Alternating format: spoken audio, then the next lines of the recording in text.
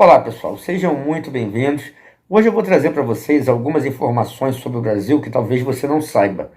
Assistam esse vídeo até o final porque vai ser de suma importância para você entender o porquê o povo brasileiro continua escravizado, ok?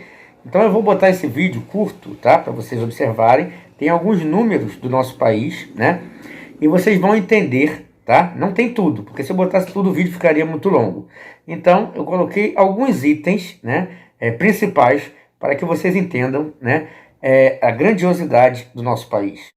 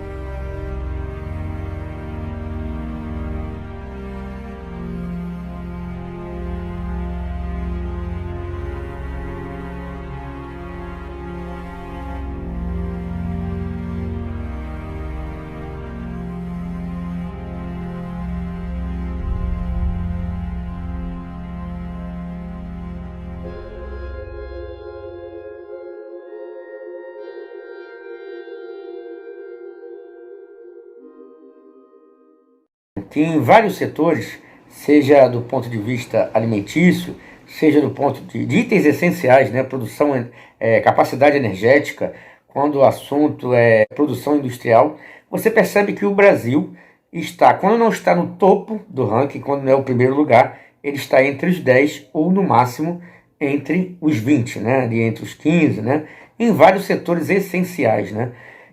E a pergunta que não quer calar: se o Brasil é o número 1, né? E sempre está no topo do ranking em vários itens, né, essenciais, por que o povo continua, né, escravo de um sistema financeiro, né, cruel e que acaba, né, com a capacidade brasileira de fazer com que ele seja uma nação de verdade, né?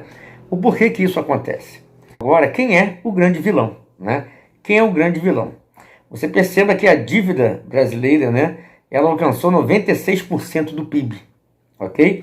E sobre essa dívida, eu vou deixar a palavra com um homem muito sábio, né, que todos conhecem, que é o doutor Enéas Carneiro. Um minuto de reflexão. O Brasil paga 120 bilhões de reais por ano só de juros da dívida pública. 10 bilhões por mês, mais de 300 bilhões por dia, 14 milhões por hora. Nós estamos sendo esmagados, sufocados, asfixiados por esses juros insuportáveis que o governo acha lindo pagar ao sistema financeiro internacional. Essa é a razão verdadeira, porque não sobra dinheiro para a educação, as estradas, a saúde, a segurança, para coisa alguma. Essa é a questão central, escondida pelos outros futuros candidatos à presidência que não têm coragem para romper com o sistema financeiro internacional, porque são servos desse monstro hediondo que devora as entranhas do nosso povo.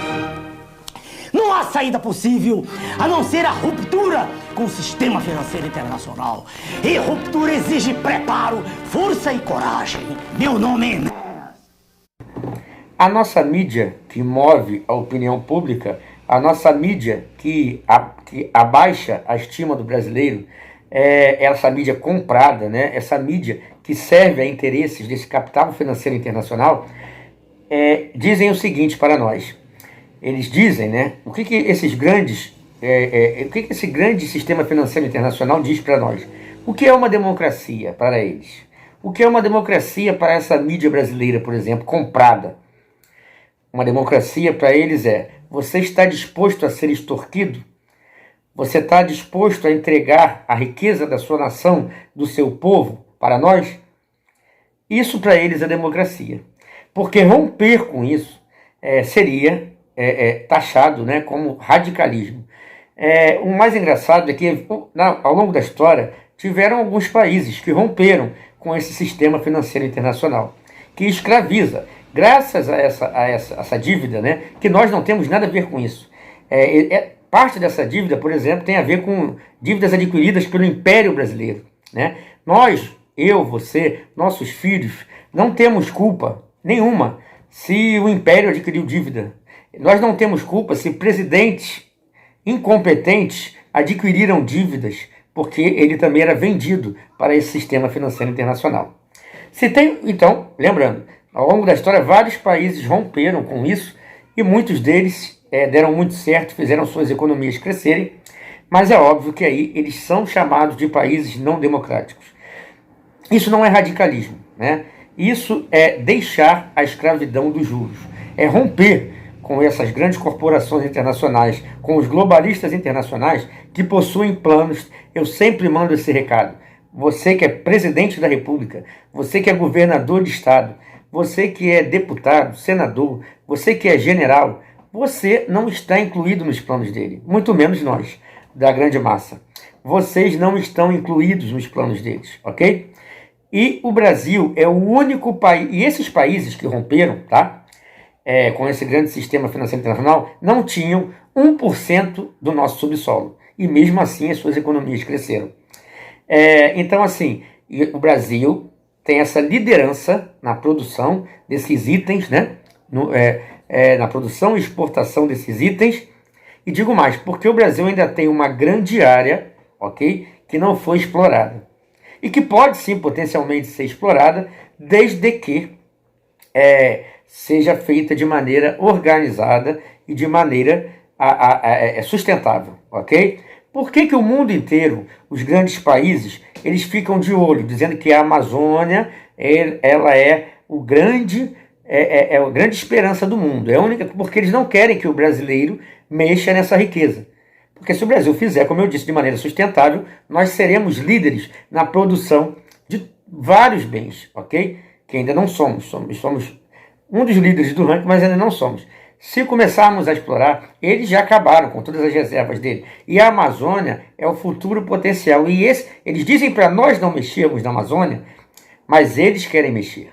Porque eles sabem que o potencial do Brasil, não só em relação à água do mundo, com os 2 maiores aquíferos do mundo, não só em relação a vários tipos de metais e outros bens e materiais, e por isso eles não querem. Mais uma vez, com a palavra, o doutor Enéas Carneiro. Se os senhores olharem para a extensão florestal do Brasil, os senhores vão entender por que existe tanta gritaria lá fora a favor da Amazônia. Não é a favor do bem da Amazônia, é a favor dos bens da Amazônia. Na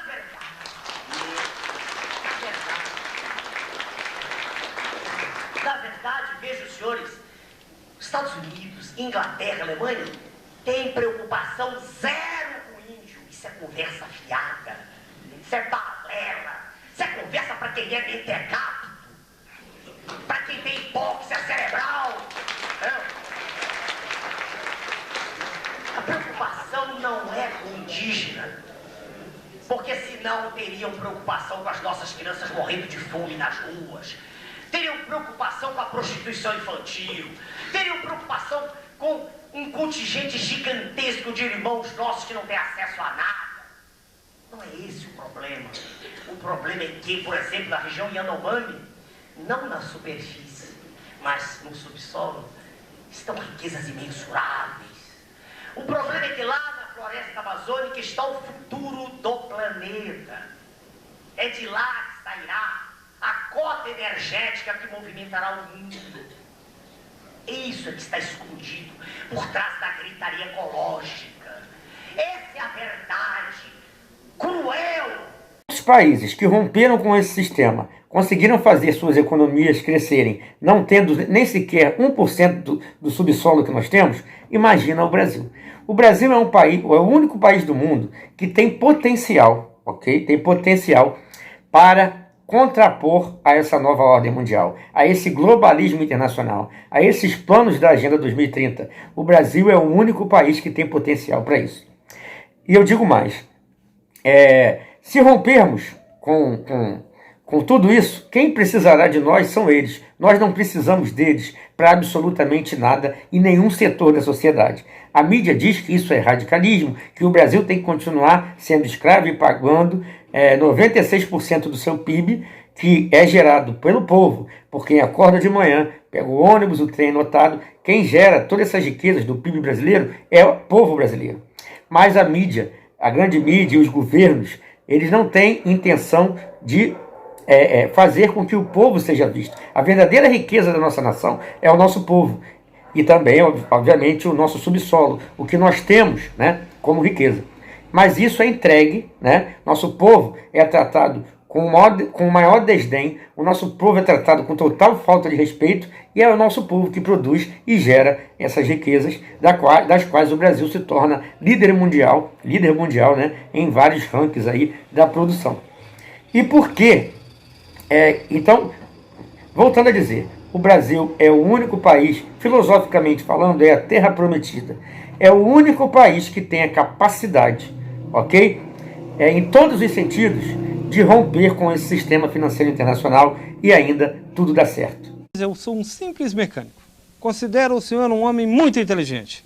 Gostaria de saber qual a melhor saída para essa crise. Por que no meio dessa crise tão brava, os políticos ganham milhões e milhões por mês? Senhor Juvencio, muito obrigado pela pergunta e pelo elogio que o senhor me faz. Só uma correção, o senhor não é um simples mecânico, o senhor é um mecânico. O senhor é uma peça fundamental na estrutura produtiva de qualquer país, cujos governantes tenham respeito pelo seu povo. Aqui não. Aqui não há respeito pelo senhor, não há respeito pelo médico, pelo engenheiro, por ninguém. Só quem é respeitado aqui é quem especula e um elemento que pertence à classe política e aplaude o governo federal. Só isso. Agora, respondendo a sua pergunta. Como sair da crise? A resposta não pode ser tão simples. Eu vou sintetizá-la. Claro, e no decorrer da conversa, outras questões complementarão. Senhor Juvencio, só a maneira de sair da crise é inverter tudo que está aí. É colocar o Brasil realmente de pé, porque ele está de cabeça para baixo. Porque o senhor tem um país com 150 milhões de pessoas, e o senhor tem 1/3, no mínimo, passando fome. E o senhor tem o Japão, com uma área pequenininha, com um subsolo que não tem nada, que importa alumínio, que importa tudo de que precisa. E aquele povo todo trabalhando. E é economia pujante pelo mundo. Qual é a diferença básica? É que o governo japonês se preocupa com o cidadão japonês. A riqueza deles é uma só, é o japonês. Não tem mais nada. Nós, com todo esse subsolo, com tudo isso, o senhor pergunta, qual é o caminho? Perdoe. É mudar toda a estrutura de poder. Toda. Essa é a resposta. O modelo de esquerda e direita serve apenas como pano de fundo para continuar servindo aos interesses do grande capital estrangeiro. Não existe. É só para dizer para o povo assim, existe sim um embate de opiniões, mas essa coisa de esquerda e direita já não cola mais. Ou rompe imediatamente com esse sistema financeiro e aí sim, vamos investir na nossa economia, vamos investir na nossa educação, vamos investir na nossa saúde, vamos investir em produzir mais e mais e fazer com que o resultado disso, né, seja sentido por esse povo que trabalha tanto e que gera essas riquezas. O Brasil é o único país do mundo que tem potencial para não precisar de ninguém, porque eles é que precisam de nós. Tá aí os números não mentem. Esquerda e direita são as duas faces de uma mesma moeda. E, por ser assim no Brasil, os homens de bem foram adquirindo repugnância pela atividade política. Foram se afastando. E dela então se aproximaram aqueles que pertencem à escória da sociedade. Os mal-dotados, os incompetentes, os incultos, os hipócritas, os aproveitadores, os que viram e veem na política um excelente meio de vida fácil. E é por tudo isto que estamos nesta situação de desgraça, de miséria cultural e falta de esperança. Esta é a realidade da política brasileira. Meu nome é Enéas. Sim, o Brasil tem potencial para isso. A gente vai precisar se armar, a gente vai precisar fortalecer as nossas forças armadas, fortalecer o Exército, a Marinha, a Aeronáutica, a gente vai precisar fortalecer as nossas fronteiras, construir navios, submarinos, tudo isso em nome da paz e da prosperidade do povo brasileiro. Muita gente vai me perguntar, Bruno, se você quer paz, por que o Brasil precisa se armar? Porque no momento em que o Brasil romper com esse sistema financeiro internacional covarde, eles não vão querer paz. E o Brasil, voltando a dizer, é o único país que tem potencial para romper com os planos da nova ordem mundial. Ou fazemos isso, ou então veremos nossos filhos sendo levados como gado para o matadouro, ok? Esses mesmos foram os que colonizaram, extorquiram, estupraram, mataram em centenas de países aí, mundo afora, ok? São eles mesmos que fizeram isso muitas vezes em nome de Deus. E são esses mesmos que dizem que nós temos que ficar quietos e calados, porque esse mesmo Deus vai voltar para nos salvar. O nosso Messias, ele nos salvou no momento em que ele morreu no madeiro. Nós já somos salvos pela graça de Deus. Agora, ele nos deu um cérebro. Se eles quisessemos que nós ficássemos como robô, parado, esperando o que vai acontecer, era só ele colocar cocô na nossa cabeça. Ele poderia e fica esperando aí seu Messias chegar. Não, ele nunca foi covarde. Ele morreu justamente por ter rompido com aquele sistema que estava ali naquela época. E por isso ele morreu. Ele deve ficar envergonhado de ver um povo, né? Um povo ficar calado, né? Vendo seus filhos. Gente, nenhum animal, vê os seus filhotes sendo ameaçados e não fazem nada. O gado, quando se vê encurralado, né? Existe o termo estouro da boiada, né? Nós não podemos nem ser chamados de gados, porque esses animais não têm capacidade cognitiva, como nós temos, de analisar criticamente o conhecimento e o pensamento. Perdoe a rouquidão. E nós estamos calados, vendo nossos filhos, nossos netos, nossos entes queridos sendo levados ao matadouro e ficamos aqui parados aguardando a chegada do Messias. Esse Messias não vai chegar enquanto esse povo não se levantar, ok? E se ficarmos calados, sem nenhuma mudança, e vendo tudo o que está acontecendo, é sinal que nós seremos julgados como coniventes. Porque, como eu disse, nenhum animal deixa os seus filhotes ser levado para a morte e fica quieto. Somente eu estou vendo isso acontecer com os seres humanos. E sim, o Brasil é o único país que tem potencial para mudar a história. Tudo que eles querem fazer, que eles nos dizem, fiquem quietos, aguardando o seu Messias chegar enquanto nossos planos estão sendo. A profecia ela será realizada, não tenho dúvida, ok? Mas eu não quero ser julgado como conivente. Eu não quero ser julgado por ter consentido, porque quando a gente se cala, a gente consente. Quando a gente não faz nada, somos coniventes com eles. E é isso que vai acontecer naquele grande dia, ok? Bem, pessoal, encerro por aqui. Estaremos sempre juntos em busca da verdade. Um abraço